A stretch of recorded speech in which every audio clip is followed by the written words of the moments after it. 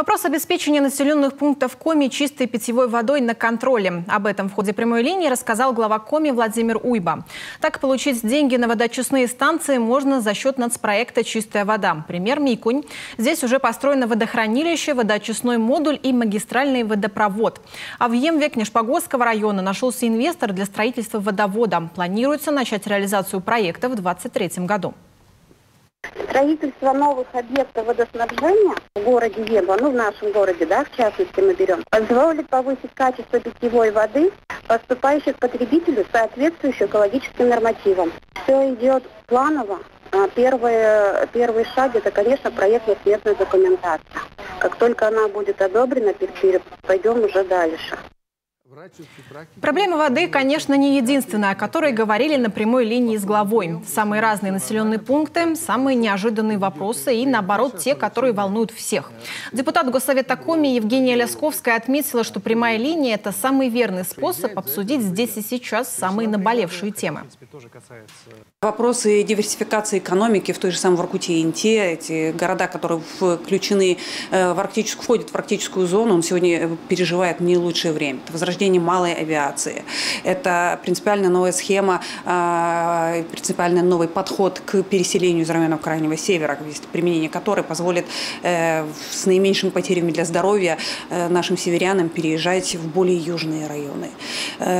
Мне видится, что такой комплексный подход, такое видение проблемы и дальнейшее понимание шагов по их решению действительно позволит сделать наш регион одним из наиболее успешных в будущем.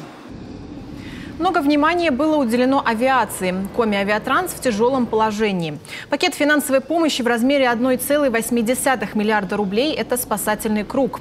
Жители Усинска за регионального авиаперевозчика переживают особенно. Авиация – самый удобный способ добраться до большой земли.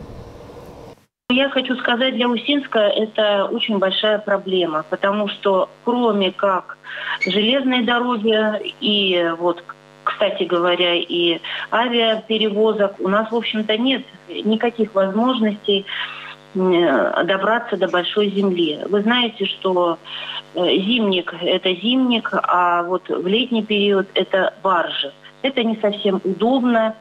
И, конечно, для нас эта проблема очень острая и актуальная. Потерять этого перевозчика – это просто невозможно. Я думаю, что и правительство прекрасно понимает, и все меры, которые направлены на поддержку, они связаны с тем, чтобы жизнь людей не ухудшалась, а только улучшалась. Переход аэропорта Воркуты в федеральную собственность – это верный способ оздоровления Коми Авиатранса. В планах есть и покупка новых самолетов «Байкал». А пока на безубыточность в планах выйти за счет вертолетных перевозок.